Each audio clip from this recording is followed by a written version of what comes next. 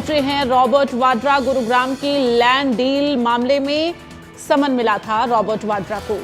8 अप्रैल को भी बुलाया गया था और 8 अप्रैल नहीं पहुंचे थे, पेश नहीं हुए थे, जिसके बाद आज इस पूरे मामले में पूछताछ के लिए रॉबर्ट वाड्रा पहुंचे हैं। ये बड़ी जानकारी आपको दे रहे हैं। तो ये बड़ी जानकारी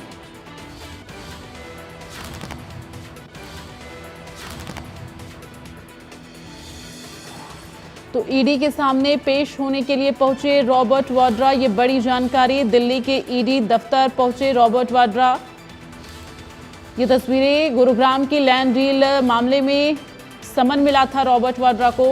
8 अप्रैल को भी बुलाया गया था, लेकिन 8 अप्रैल को पेश नहीं हुए थे, जिसके बाद आज आपको बता दें कि गुरुग्राम की लैंड डील मामले में पूछताछ के लिए रॉबर्ट वाड्रा पहुंचे हुए हैं। तो ये बड़ी जानकारी आपको दे रहे हैं।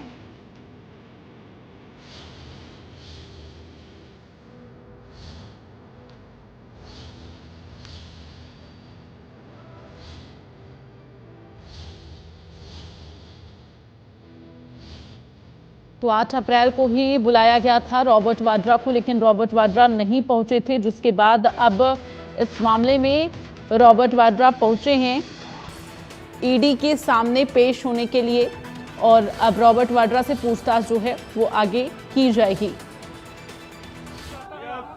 जब भी लोगों के हित में मैं बोलूंगा, जब भी जनता की आवाज बुलंद करूंगा, ये लोग दबाएंगे और मीडिया और ये लोग एजेंसियों का दुरुपयोग करेंगे। और आप अपनी बात पर कायम हैं। बिल्कुल बिल्कुल बिल्कुल, मुझे किसी चीज के लिए छुपाने की जरूरत नहीं है और मैं हमेशा। तो ये बड़ी जानकारी आपको दे रहे हैं और इस वक्त ज्यादा जानकारी के लिए सीधे रुख करेंगे दीपक शर्मा, ब्यूरो चीफ हरियाणा, हमारे साथ फोन लाइन पर जुड़ गए हैं। दीपक, रॉबर्ट वाड्रा ईडी के सामने पेश हुए हैं, पूरा मामला बताते हुए अपडेट दें।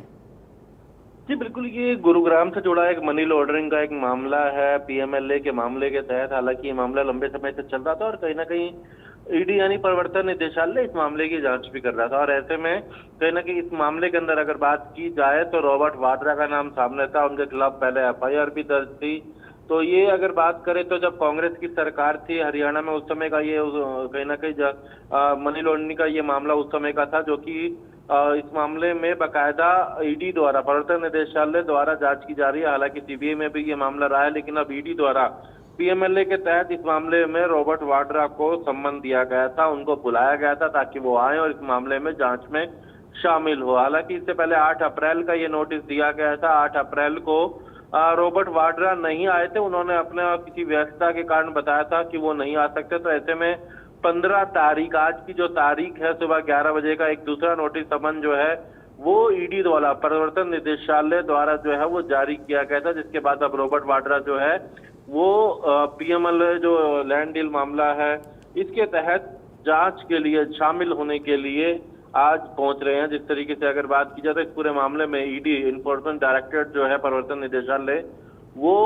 गुरुग्राम के जमीन लैंड मामले में जांच करेगा कि आखिर किस तरीके से ये जमीन जो है कम कीमतों पर, अगर बात की जाए तो रॉबर्ट वाड्रा ने एक कंपनी को बेची और उसके बाद वो वही जमीन महंगी कीमत पे उस पर जब सेल हो जाते हैं तो आगे बेची गई है। इस पूरे मामले में कहीं ना कहीं भूमिका जो है वो रॉबर्ट वाड्रा की भी सामने आ रही थी। तो ऐसे में अब ये सम्मन जारी किया गया है।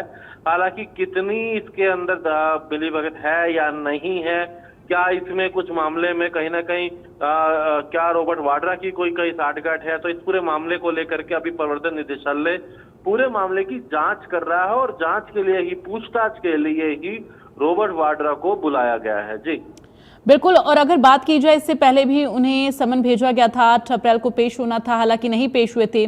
तो ईडी के समन को लेकर रॉबर्ट वाड्रा ये कह रहे हैं दीपक कि ये लोग हमेशा मुझे दबाने की कोशिश करते हैं जब भी मैं जनता की आवाज उठाता हूं। जी बिल्कुल, हालांकि ये मामला अगर बात की जाए तो कहीं ना कहीं कई जमीन का जो ये मामला था, कई बिल्डर से जुड़ा ये मामला है, धांधली का ये बड़ा मामला है। इस मामले में इन्वेस्टिगेशन तो पहले भी चल रही थी, सीबीआई ने भी इस मामले में अपनी इन्वेस्टिगेशन की और ऐसे में अब जब ईडी इस मामले में इंक्वायरी में आया था तो कहीं ना कहीं इस मामले को लेकर अक्सर चाहे वो रॉबर्ट वाड्रा की बात की जाए या फिर राहुल गांधी के परिवार या कांग्रेस के तमाम अन्य बड़े नेताओं की बात की जाए, बार बार ये कहा गया कि कहीं ना कहीं उनको दबाने का प्रयास किया जा रहा है कांग्रेस पार्टी के नेताओं को।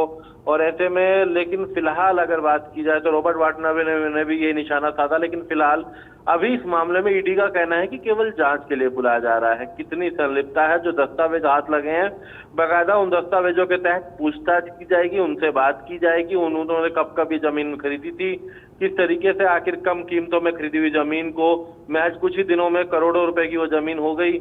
ऐसे पूरे मामलों को लेकर के इन्वेस्टिगेशन की जाएगी और ऐसे में मिलीभगत है या नहीं, साठगांठ है या नहीं, ऐसे ही कई प्रश्न जो है वो प्रवर्तन निदेशालय ने बाकायदा तैयार किए हुए हैं जिनको लेकर के पूछताछ की जाएगी और उसमें संलिप्तता की जांच की जा रही है अभी।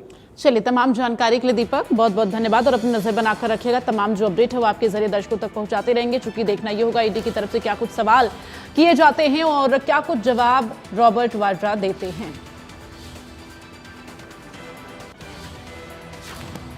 आगे बढ़ते हुए खबर चंडीगढ़ से, जहां सीएम सैनी की बैक टू बैक आज कई बैठकें हैं। नागरिक उड्डयन विभाग के अधिकारियों के साथ थोड़ी ही देर में मुख्यमंत्री की जो बैठक है वो शुरू होने वाली है। हिसार